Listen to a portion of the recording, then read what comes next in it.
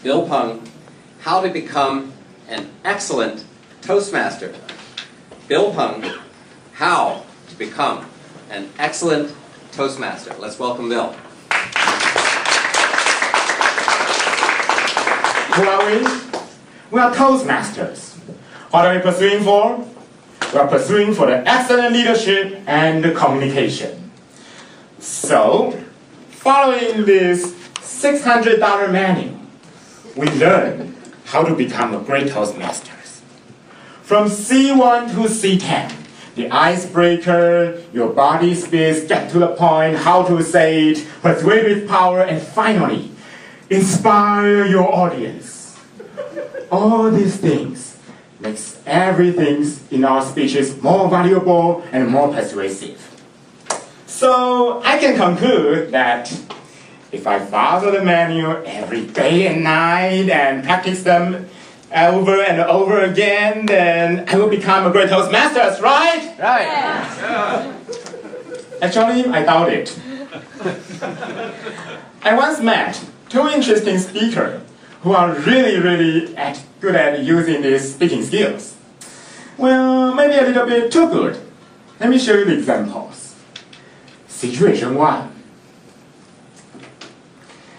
Yani was a very talented golf player, and although China used a lot of money to seduce her. Money, money, money, cha-cha-cha, always sunny, cha-cha-cha, in the rich man's world. But she still fights for Taiwan. Why? Because she has a dream in her heart. I have a dream,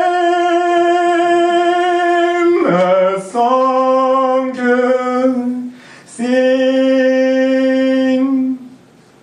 Situation 2.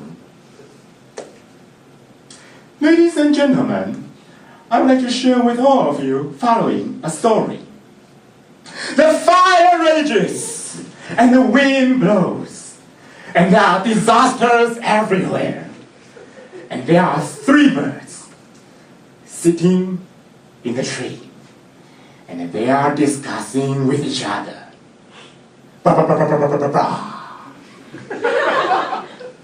Okay, now let's go back to my speech. Don't you think they are very good at using the eye contact, body language, and vocal variety? Yes. Yes. But don't you think their speech seemed a little bit strange? Then what's the problem? At first, I was very confused about this situation. I thought that the speaking skill is the more the better. But gradually, I find out that using the speaking skills doesn't mean it is good. It is proper or it is suitable for the circumstances. Can you imagine when American President Obama are delivering his speech to his American fellows? He just said, "Change! This is the only way for us to save the United States of America!" Have you ever seen that? Yes. Oh, that's great. But this kind of situation is a little bit strange. So I greatly understand that to be a real Toastmasters, or we call it Toastmasters ballet, there must be something more for us to learn. Maybe you may argue that, well, the speakers you just mentioned are not good at coordinate with these speaking skills. So if I can integrate all these speaking skills properly and practice them over and over again, then I will become a great Toastmasters, right? Yes. Again, I still doubt it. I once met another speaker who always got the championship at the division contest. She is so experienced that she even knows every judge's taste. She said, "To win in the game, understand every judge's taste is very important. For example, oh, this judge put an emphasis on the vocal variety very much. So when I stand in front of him, I should use high pitch and a low voice. So that he will thought, wow, your vocal variety is so excellent. As to this judge put emphasis on eye contact.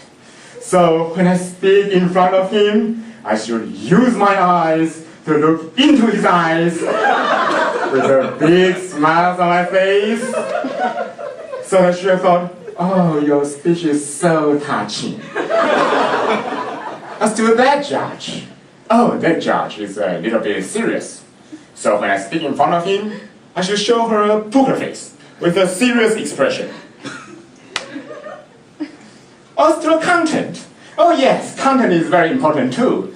But we're all teenagers, how can we deliver a speech that is full of life experiences and really touches every judge's hearts? Well, that's very simple. Just make out.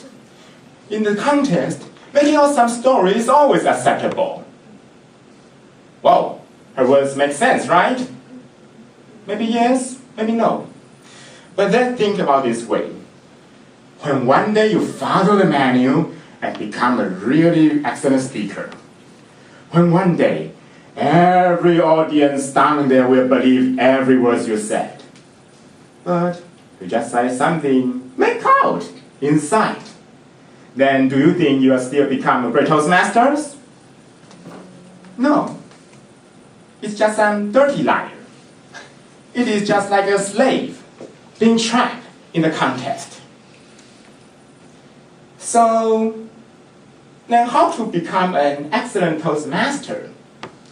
Well, I think the secret will be something beyond the speaking skills. I call it our sincerity. My dear fellow Toastmasters, as the saying goes, if your speech is pretty, then it is pretty. If your speech is ugly, then it is ugly. The most important thing is they are true. If you are trying to make your ugly speech into a prettier one, then your speech will become pretty ugly. So, my dear fellow members, I hope that every one of us can always remember to be honest and sincere to ourselves. Because it is our sincerity that makes our speeches valuable. It is our sincerity that really touches everybody's hearts. It is our sincerity that makes us become real Toastmaster. It is our sincerity that really makes us grow. Contest chair.